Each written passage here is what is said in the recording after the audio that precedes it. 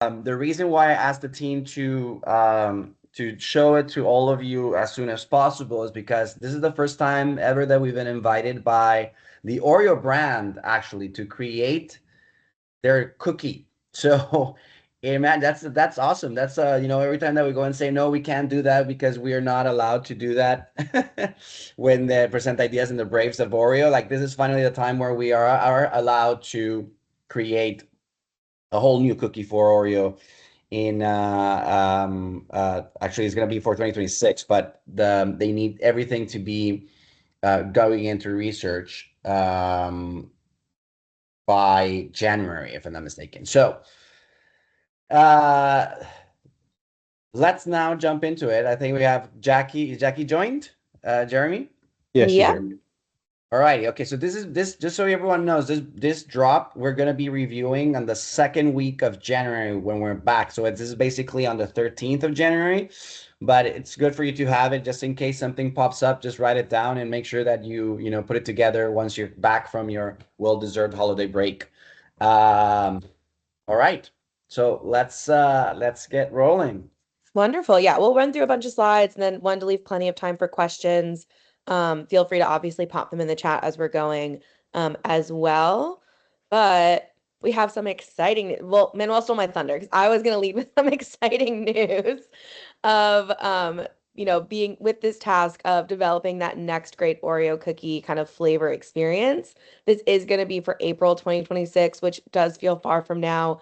But like Manuel mentioned, they need to lock any sort of like flavors by end of January, which is hence the rush. But we're very excited.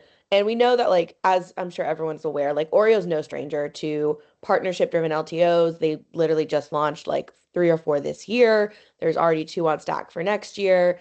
They do movies, they do other brands, they do musicians. It's something that is very, known within the Oreoverse.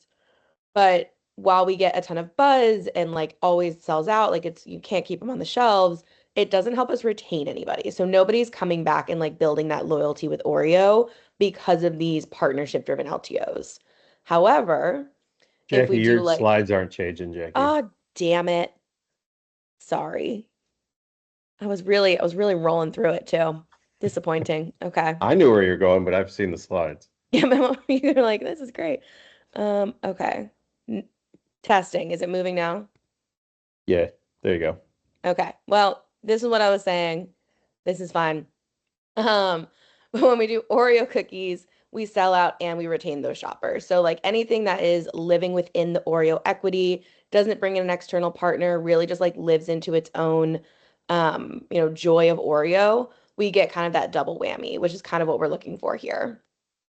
So what we want to do is utilize our Oreo equity, not a partnership, to develop this next great Oreo flavor innovation for April 2026. So a lot of exciting energy there. Now, as always, did provide a couple like seasonal general sparks. Y'all can completely ignore this. Like whatever makes your heart happy with these flavors, we'd love to see it. Um, just wanted to pull out some April things. So like obviously April Fool's Day happens every April. Oreo's known for dropping like fake flavors on those days, but like maybe that's a day to bring like a real fake flavor to life. And like that's a way to kind of tap into consumers' desires for these kind of like silly surrealisms or like maximalism is huge moving forward. So like there's really some fun things we can do, even just with like something that should be fake, but we actually bring to life. Like this year they did the just the cream, just the wafer packs for their April Fool's joke. And it was very dramatic. It was very funny. Obviously, April is like Earth Month. We have Earth Day. So is there a way to, embrace some sort of like sustainability energy, something to do with just general earthy flavors? They have done a dirt cake flavor, but maybe there's other ways we can kind of bring something to life. Maybe a bit more of a cause message within our flavors there. Um, Spring generally is just like a season that has like, new belonging, new beginnings, transformation. So it feels like a really interesting time to embrace a new Oreo flavor. And there's this kind of growing trend of, quote unquote, like mood ring. Think of it like how astrology was super huge. Now like mood rings and things that like show your mood are back in style, very 90s. So maybe there's a way to, signal transformational eating experience, they can always do like color changing things. So brought in that kind of color changing spoon has been like a big one in the past. So kind of a fun way to kind of engage with mood and Oreo in spring. A couple more. If y'all thought I was going to get through this deck talking about spring without a Devil Wears Prada quote, you were wrong. Obviously, florals for spring, groundbreaking. So, like, that could be visually, flavor-wise, just kind of like lighter taste profiles tend to trend during the kind of spring time frames. There's probably an opportunity to do something with that. There's something really interesting about like seasonality of local produce or even just like leaning into like those fresh local seasonal ingredients. So obviously like different fruits. There were vegetables too, but I felt that a vegetable Oreo might be pushing it a little too far, but y'all proved me wrong. But lots of fruits peak during the spring, so there's an opportunity to kind of lean into that. Noting that this is actually going to be potentially global, so we can actually tap into global produce or global seasonality experiences, which could be really interesting. And then lastly, a bit more general, but definitely something that can always be a crowd pleaser. Just thinking about like unexpected out of the box combinations. People are just excited to try and mix and match and like, discover new flavors, new textures, really create this unique eating experience. And actually, this idea of like sweet and spicy has been like growing over the last few years. That's something that could definitely be tapped into in the future. And the nice thing about this brief is like there are very few rules. Like we're really not limiting pretty much any thinking except one rule. It has to be feasible within the Mondelez toolbox. So we have some do's and don'ts that Jeremy's going to walk through of just things that, is possible, isn't possible just within the Oreo factories and how they're going to build it. But other than that, truly like sky's the limit. Do whatever your heart desires and what feels interesting to really go kind of big here. Yeah, and I think, the flavor is one small element of this. I think where, to back up 2 seconds, why we're actually involved in this ask is because of things like Oreo codes and Oreo calls and Oreo menu, and even the work that we're doing with them. They really, really are enjoying like the consumer engagement angle in which, all of our, commerce activations have really driven some sort of like challenge, playful way to engage with the brand. And so, you know, spring can elicit and inspire some flavor things, but I think what's really going to set us apart from just doing another flavor is how we can bring that kind of playfulness into the cookie. So to Matt's question, like, you know, what can we do, beyond just out of the box flavors, but like with the packaging itself? How do we get, interactivity with the cookie, with the visuals on the packaging? What is the kind of experience within those two things? Ensure like there's some sort of disruptive design element, whether that's on the pack or whether that's within the cookie. Just beyond, just like, okay, this is a cinnamon Oreo or something like that. Because, what they have found is that like Oreo fans are extremely passionate about the cookie. And so when it's an innovation that uses their kind of tried and true Oreo equity, they get a lot more engagement, they get a lot more retention of the brand. So what can we do just beyond flavor profile? So it can be a combination of flavor, of design, of pack, which is just awesome now because we have the opportunity to affect it. So, I think we would be selling ourselves short if we just came in with a bunch of flavors. I think we can do a lot more. And so you'll see in a couple slides, what we can actually affect within the Oreo equity. So play with the cookie, play with the pack, play with the interactivity amongst those two. Be conscious if you are, looking at flavors to make sure that, they haven't been done before. And so, on the next slide, you'll see a couple don'ts. Stay away from partnerships. This time of year, they want to stay partnership free because the summer is very heavy partnerships.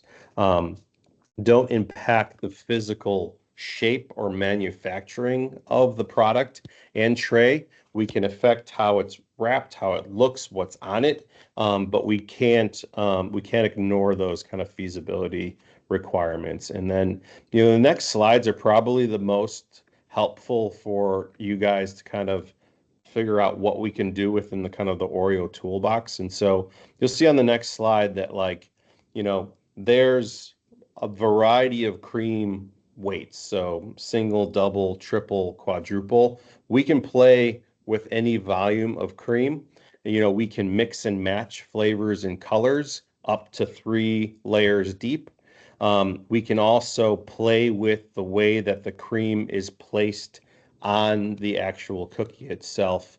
There'll actually be a little bit more detail about that on the next slide. We can play with what's included inside the cream, which is, you know, what they call inclusions. We can change the flavor of the actual base cookie. They do dunk these and top these in cream. They are not recommending we do that for 2026 just because we only have like a month and change to figure this out. One of the cooler elements outside of actually affecting the cream color, taste, layer is actually the custom embossments. So I think this is a really cool opportunity to us to engage some interactivity within the cookie itself, so we can actually change the design. You know, we can do up to 120 very simple designs. So like one kind of competitive comparison that they did was like the, you know, Share a Coke program where they put names across, you know, hundreds of Coke cans. You can do something like that with Oreo if it's relatively simple. If it's very ornate and complex, they limit that to about 20. And then you'll see on the next slides, and I won't go through all these, but like they just break down like the different amounts of cream, you know, the different types of cream treatment. So, you know, I know we've scanned a lot of things. Is there something that you do with the actual pattern of the cream? We can pretty much color these things, anything and everything, from, you know, the traditional blacks and whites to, you know, you'll see like flavors like tiramisu or peanut butter or anything all go kind of into those brown eras. And then, you know, you'll see on the pack side, the inclusion is just a couple examples of how they put edible glitter in cookies before.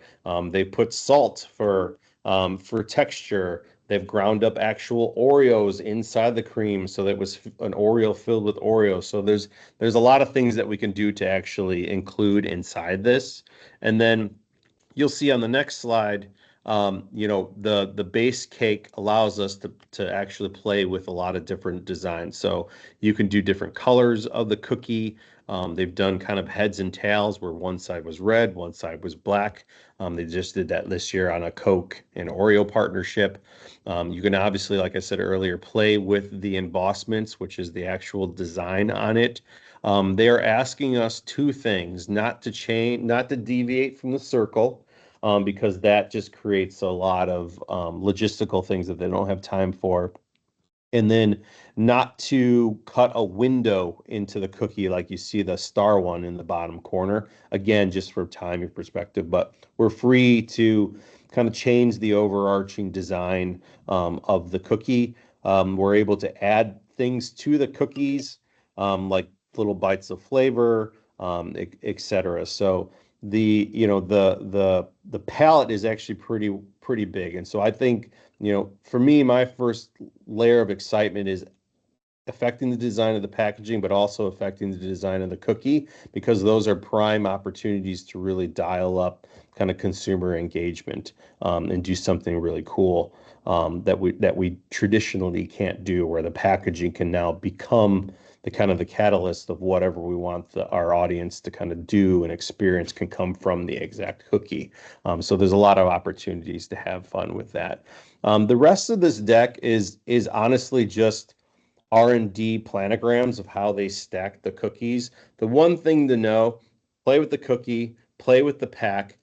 It's almost impossible to play with how they're positioned in the actual sleeves within the packaging. So if you've ever torn open a pack of Oreos, there's commonly 3 or 4 rows of them. You cannot alternate like designs. You cannot alternate colors to create a pattern within the pack. Just the way the machine puts them in there, it's next to impossible to control that. If you were to create an Oreo design where, you know, you had letters or something, you can't control the order those letters go in. It's very random. So any of the slides in here are just basically saying like, you know, the cookie you create has to be kind of uniform across the pack.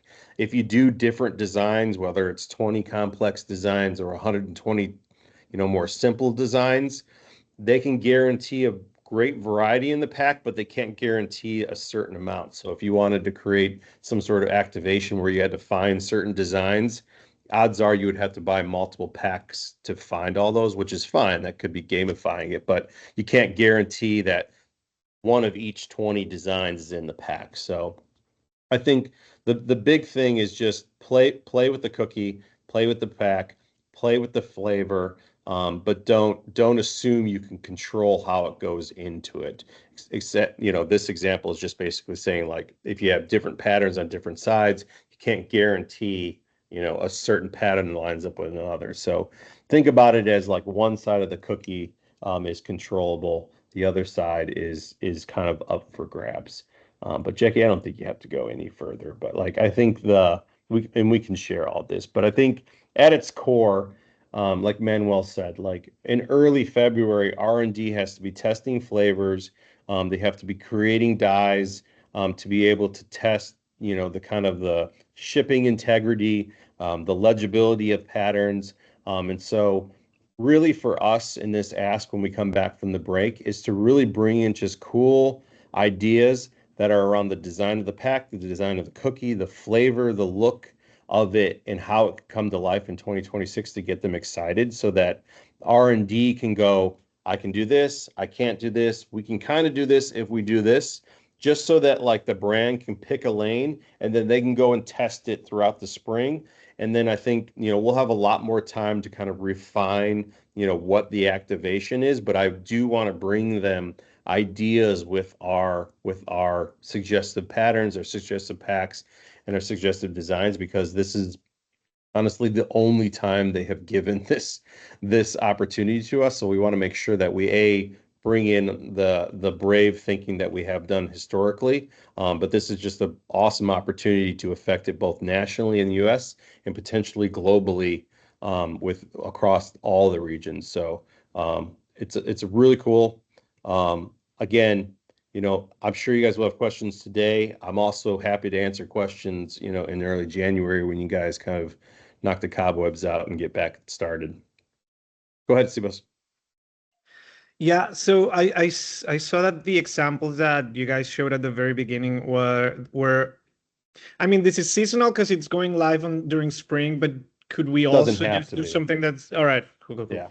Yeah, Jackie, if you go back to like slide 6, they have so this is a good range of like Oreo centric Oreos. So like where they've exaggerated the stuffing and they went to 4 times. They've done mystery flavors. They've done, you know, the most Oreo ever was an R&D innovation where essentially the Oreo cream had Oreo cookies in it, you know, the birthday SKUs. It's very Oreo centric. And so they have a lot of success with these because it's basically taking what everybody loves and really dialing it up.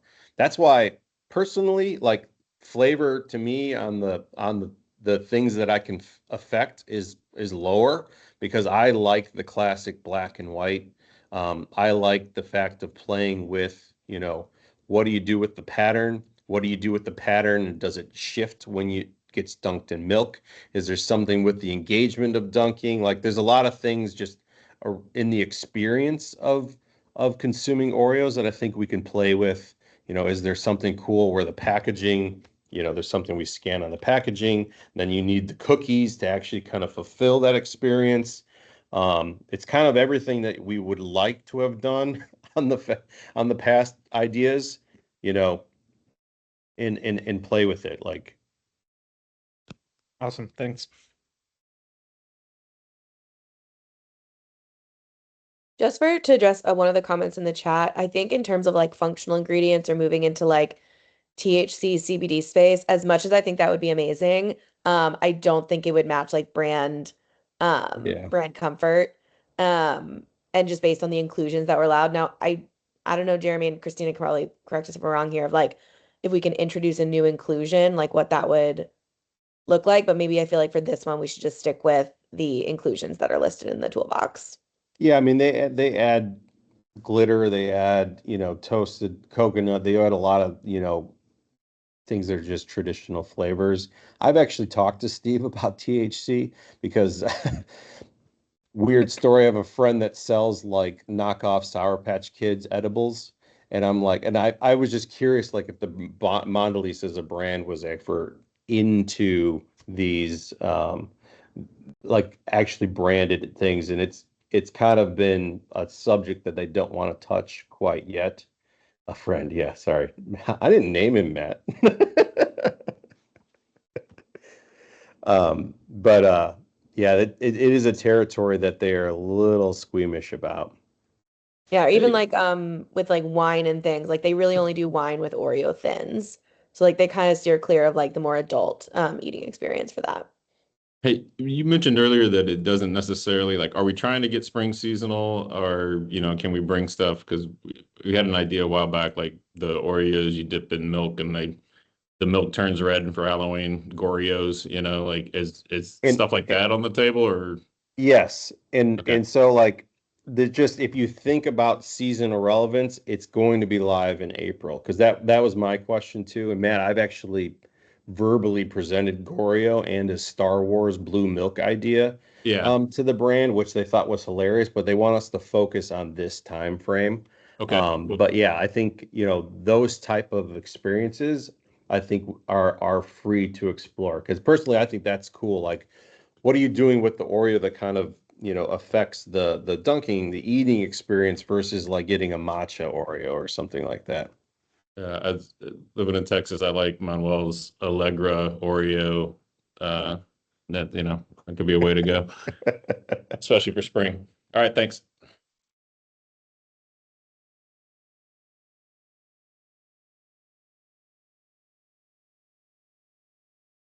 All right. Okay.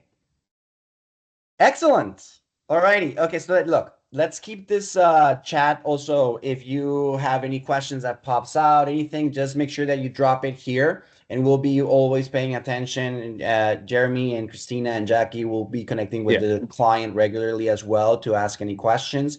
We will be having this session on the 13th of Jan because we're going to be presenting to the client on the 17th. So, give a lot of love to those boards. Make sure that, you Google your idea before anything. We said it ourselves, like so many things have been done in the Oreo world. We want to make sure that your idea is definitely unique. Yeah, And that's especially it. especially in the Asia markets, so good because like the Japanese and Chinese markets, they have different flavors, they have different patterns, and so that they've done some pretty playful stuff over there too that you may not necessarily have seen. So check it Yeah. before you spend the time.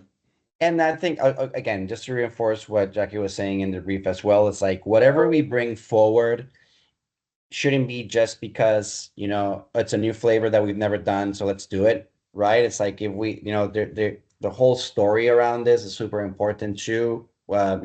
So let's make sure that we tighten up on those proposals like that. Oreo Sempic. Hey, I have a quick question. So no partnerships, right? No.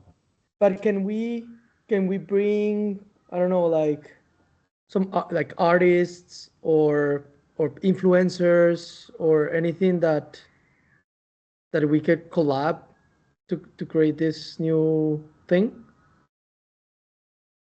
I think Or that collaborations are in the world of partnerships, if I'm not mistaken. I Yeah, don't because know. they've done like a Supreme Oreo, which they consider a partnership. Um, I like, and Manuel asked this question, and I think it's fair game too. Like, you know, sweep sounds cheap, but there could be a way to like reward engagement. Like there could be things with what you do that unlock something that is, create, maybe there's Oreo design swag and that has a Yeah. component of interest, but like putting an other equity on the cookie or That's on the where- pack is where they're going to shy away from. Yeah. Like you could go, like I'm just saying anything, of course, but you can go and say, oh, you're gonna do kind of like a Charlie and the Chocolate Factory type of idea, right? Where you have one cookie as the winner cookie, and then that type of sweeps or that type of ideas like are still very welcome. The thing is that as Jeremy was saying, not in another equity or another partner into this that it's like Oreo plus NASA or Oreo plus Supreme or Oreo plus these other things. Okay. Alrighty, okie dokes. So that's it. Thank you everyone for joining. The recording is there. Pass it on for those that couldn't attend, and have a wonderful, wonderful break. And I will see you in 2025. Eat lots of Oreos. Ciao. Thanks, guys. care. Bye. Thanks, Jackie. Happy holidays. Bye.